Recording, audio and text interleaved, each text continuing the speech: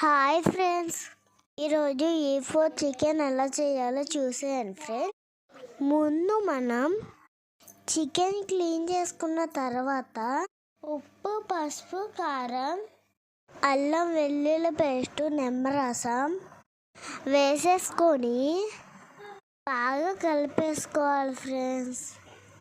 చూసారు కదా, వీడియోలో చూపించే విధంగా బాగా కలిపేసుకోవాలి ఫ్రెండ్స్.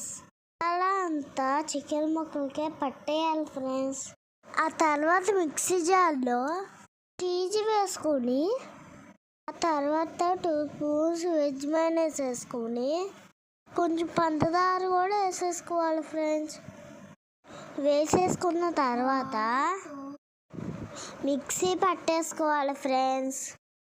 చూసారు కదా, వీడియోలో చూపించే విధంగా క్రీమ్ లాగా రావాలి ఫ్రెండ్స్. ఆ తర్వాత స్టవ్ మీద బాండిలో ఆయిల్ పెట్టుకొని చికెన్ ముక్కలు అలా ఫ్రై చేసుకోవాలి ఫ్రెండ్స్. చికెన్ ముక్కల్ని 2 పక్కల ఫ్రై చేసేసుకోవాలి ఫ్రెండ్స్. అలా బాగా ఫ్రై అయిన తర్వాత మనం మిక్సీ పెట్టుకున్న క్రీమ్ని దాని మీద వేసేసుకోవాలి ఫ్రెండ్స్.